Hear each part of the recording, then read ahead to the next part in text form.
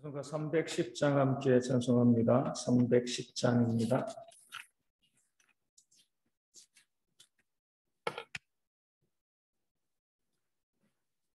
찬송가 310장 함께 찬송합니다.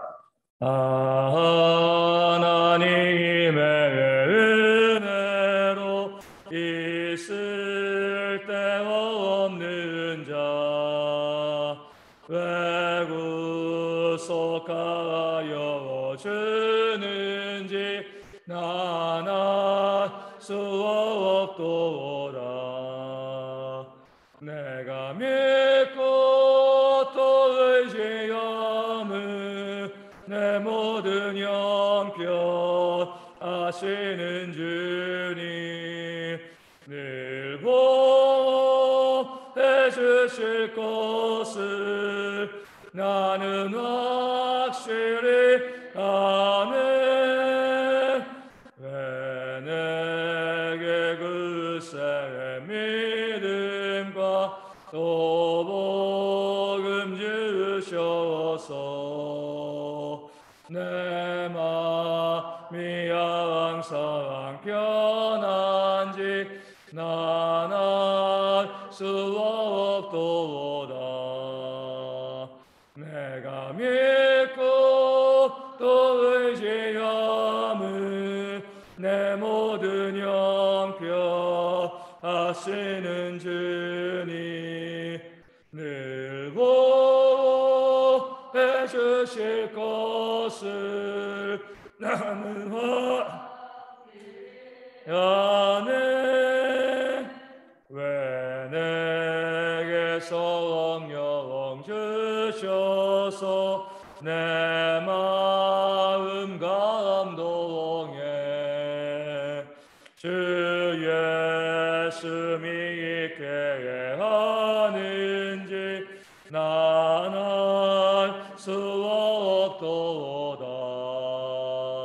내가 믿고 또 의지함은 내 모든 형편 아시는 주님 늘 보호해 주실 것을 나는 확실히 아네.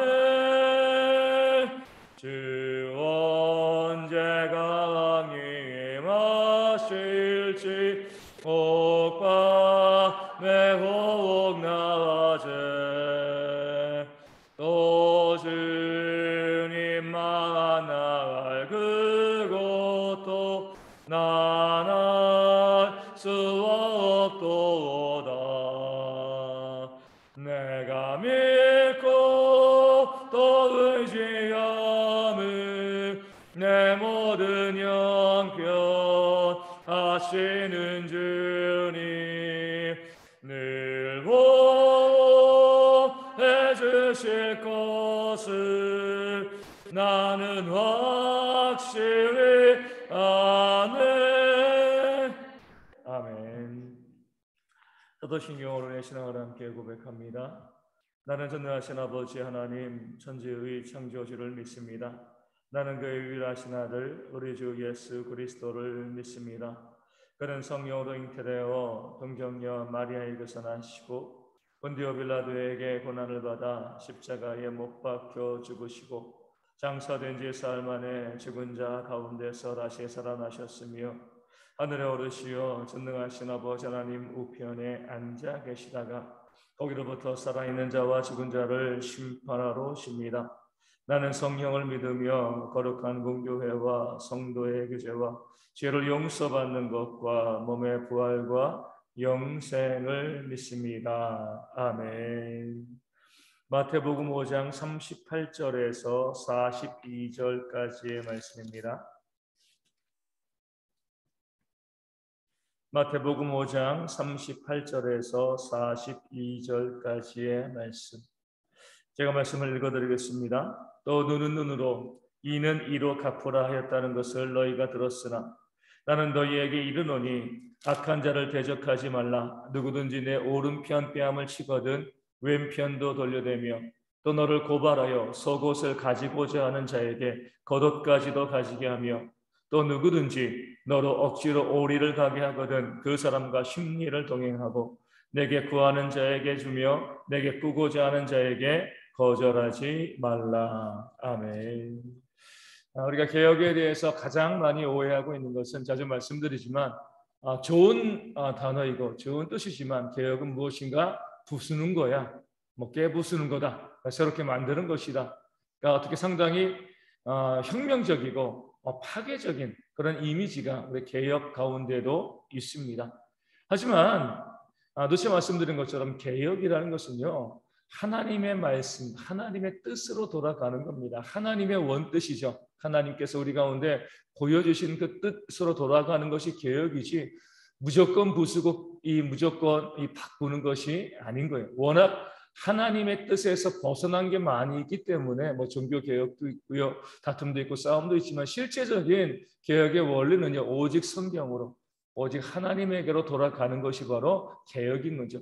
그렇기 때문에 오늘 말씀은요, 우리 개혁하는 것이 무엇인가? 다른 말로 사랑을 실천하는 것이다. 이렇게 말씀하고 있습니다. 왜냐하면 하나님은 사랑이시잖아요. 하나님의 사랑이시기 때문에 그 하나님에게서 나오는 하나님의 뜻도 사랑입니다. 사랑이시기에 사랑이 나오는 거죠. 하나님의 뜻으로 돌아가는 것이 개혁이라고 하면 하나님의 사랑이시기 때문에 그 사랑을 실천하는 것이 바로 개혁이다. 개혁에서 우리가 놓치지 말아야 될 가장 중요한 개념이 바로 사랑입니다. 무조건 다투고 싸우고 부수는 것이 아니라 우리 안에 사랑이 더욱더 풍성해지게 만드는 것이 진짜 개혁의 방향임을 말씀이 보여주고 알려주고 있는 거죠. 그래서 예수님께서는 구약 성경에 나와 있는 동해보복법을 예로 드십니다. 동해보복법은요, 내가 해를 받은 같은 그 해로 상대방에게 갚아주는 겁니다. 눈은 눈으로, 이는 이로. 그래서 우리가 동해보복법을 생각할 때에 이 보복하는 법이다, 하나님의 정의로운 법이다. 그래서 그 법을 어디에 많이 적용시키냐면 누군가 나에게 손해를 끼쳤을 때, 어떤 사람에게 손해를 끼쳤을 때 똑같은 방식으로 그 사람에게 또 가해할 수 있는 그런 권리를 얻는 것, 이게 바로 동해보복법이다 이렇게 생각을 합니다. 하지만 이것은요, 하나님께서 그 말씀을 주신 그 원뜻을 잘 이해하지 못하는 겁니다. 하나님께서 이 동해보복법, 눈에는 눈, 이에는 이 말씀을 하신 이유는요, 여기에도 하나님께서 우리에게 사랑을 요구하신 겁니다. 이거죠. 내가 누군가의 눈을 다치게 하면 너도 너의 눈을 다칠 수밖에 없어. 그것을 통하여서 내가 남에게 가해한 것, 남의 눈을 다치게 한 것이 얼마나 잘못된 것이가를 깨달아 알라는 거죠. 또 그러면서 우리가 내가 누군가에게 해를 끼치게 되어지면 나도 그 해를 받게 되어지니까 웬만하면 뭐예요? 그 사람에게 해를 끼치지 말아야지. 남에게 나쁜 일을 하지 말아야지. 이런 마음을 가지라고 주신 법이 바로 동해보복법이 되어지는 겁니다. 그 법의 또 원리는 또 이것이죠. 내가 남에게 한 대로 내가 받게 되어 있기 때문에 내가 남에게 잘해주면, 남에게 사랑을 베풀면 나 또한 그 사랑을 받게 되어질 것이다. 이런 원리가 동해보복법 가운데 있습니다. 하나님께서 그 법을 말씀하시고 구약에서 그 법을 알려주신 가장 중요한 이유는 바로 사랑하라, 서로를 존중하고 또 아껴라, 이런 마음을 가지고 그 법을 주셨다는 것을 주님께서 다시 한번 개혁적으로 해석해주고 계시는 겁니다. 이것이 바로 개혁의 마음인 거죠. 그래서 예수님께서는 악한 자를 대적하지 말라 이렇게 말씀하고 있어요. 왜냐하면 칼로 흥한 자는요, 칼로 망할 수밖에 없습니다. 악한 자라고 해서 대적하고 다투고 싸우면 결국에는 나도 다칩니다. 우리 아버지 하나님께서 자녀들이 악한 자와 다투고 싸우다가 그 자녀들이 다치는 것을 원하실 리가 없는 거죠. 하나님께서는요, 심판은 나에게 있다. 그 악한 자를 공의롭게 심판하고 그들의 악에 대해서 벌 주는 것은 내가 맡을 거니까 우리는 뭐 하라고요? 할 수만 했으면 그 악한 자에게라도 선을 행하고 그들을 사랑하는 것이 우리 개혁된 마음을 갖고 있는 모든 성도들의 삶의 모습이다. 이렇게 말씀하고 알려주고 있는 거죠.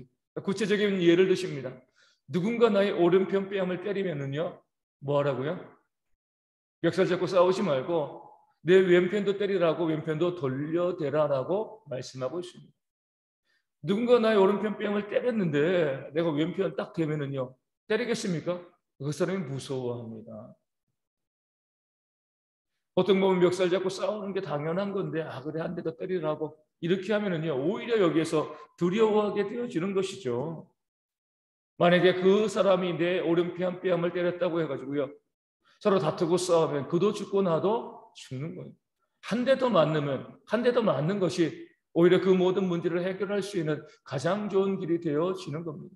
또 누군가가 고소하여서 내 속옷을 빼앗으려고 하면 뭐 하라고요? 그냥 겉옷까지 줘.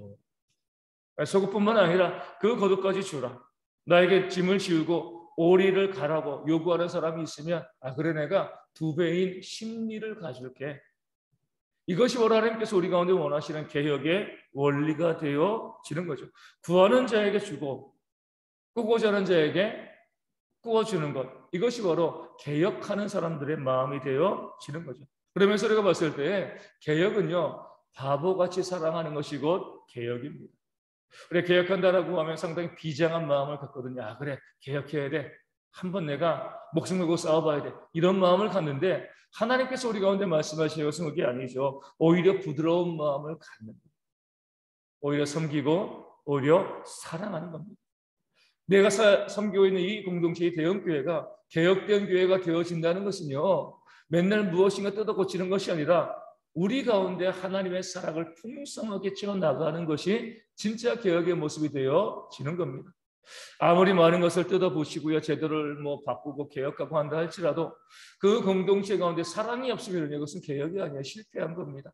하지만 아무것도, 그 어떤 외적인 것도 뜯어고치지 않는다 할지라도 공동체 안에서 사랑이 계속 풍성하게 세워지고 있으면 그 공동체는요, 항상 개혁되어지는 그런 교회가 되어지는 줄로 믿습니다. 그러하게 우리 예수님께서는요, 올해 일시하셨지만 내 43절 이하의 말씀을 통하여서 원수를 사랑하고 너희를 박해하는 자를 위하여서 기도하라, 이렇게 말씀하고 있습니다. 사랑할 만한 사람을 사랑하는 것은요, 구원받지 못한 사람들도 하는 겁니다. 하지만 원수까지 사랑받을 만한 가치가 없는 그런 사람들에게까지 사랑하는 것이 구원받은 자들, 꼭 개혁된 심령을 가진 자들이 해야 되는 그런 사랑이 되어지는 겁니다. 이것이 바로 거룩이고 개혁인 거죠. 하나님의 원래 뜻을 회복해 나가는 것입니다. 하나님께서는요, 해를 악인과 선인에게 같이 비춰주시고요, 또 비를 의로운 자와 불의한 자에게 같이 내려주십니다. 이것을 성경은 하나님의 온전하심이라고 말씀하고, 우리 48절 말씀에 하나님의 온전하심 같이 너희도 온전하라, 이렇게 말씀하시는 거예요. 무엇이냐면 사랑받을 만한 사람이건 그렇지 않은 사람이건 우리는 뭐예요? 모든 사람에게 가리지 말고 사랑을 베풀어 줄 때, 이것이 바로 하나님의 온전하심을 닮아가는 성도의 온전함이고 바로 개혁되어지는 모습이 되어지는 거죠. 계속 말씀드리지만 심판은 하나님에게 있습니다.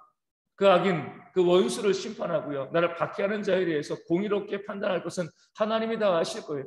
우리는 그 모든 사람들에게 할 수만 있으면 사랑하고 또 섬기고 내 왼편을 돌려대고요, 내 겉옷까지 지고요, 오리를 더 가질 수 있는, 나에게 구하는 자에게 아낌없이 줄 수 있는 그런 바보 같은 사랑을 통하여서 하나님의 뜻을 이뤄나갈 때, 아 우리가 개혁하고 있다, 우리가 개혁되어지고 있고 우리 교회가 개혁의 모습으로 세워지고 있다, 이렇게 판단하고 또 하나님께 감사할 수 있게 될 줄로 믿습니다. 그 마음 가지시면서 우리가 항상 개혁되는 교회, 이런 표현을 가지고 가니까 또 어떤 분은 무엇을 바꿀까, 또 어떤 것을 우리가 이 잘못된 것을 고칠까, 이렇게만 생각을 하는데, 그것이 아니라 정말 중요한 것은요, 우리가 더 풍성한 사랑으로 살아가는 것, 더 섬기는 것, 그런 모습이 우리 가운데 많아질 때 우리의 교회가 온전한 개혁으로 세워지는 교회가 되어지고요, 그런 교회 하나님께서 날마다 구원받는 자들을 더하시고 사랑하는 성도의 삶에 더욱더 큰 은혜와 복을 내려주실 줄로 믿습니다. 그런 모습을 가지고 우리가 2022년 우리 시작하면서, 하나님 올해는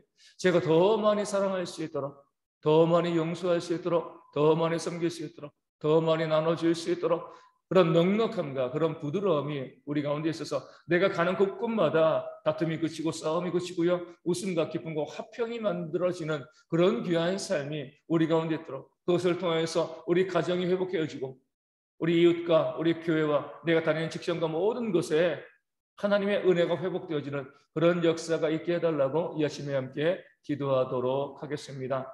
우리 성도 가운데 육신의 질병으로 힘들어하는 성도들 우리 많이 회복될 수 있도록 기도해 주시되, 우리 서문지 안수 집사님 위하여서도, 우리 조수록 전사님과 우리 박명상 사모님 위해서 우리 이재영 형제 온전히 회복될 수 있도록 위하여 기도하여 주시고요. 우리 성도 가운데 그 가정과 삶에 있던 그런 모든 문제들 우리가 아시고 또 있는 모든 문제들이 있으면 함께 그 육신의 질병과 또 가정의 문제와 경제의 문제 가운데 회복되어질 수 있도록 기도하여 주시고요. 우리 코로나 19도 속히 사라져서 모든 모임들이 이제 속히 회복되어질 수 있도록 또한 이 아침에 함께 기도해 주시면 감사하겠습니다. 우리 주기도문 하시겠습니다.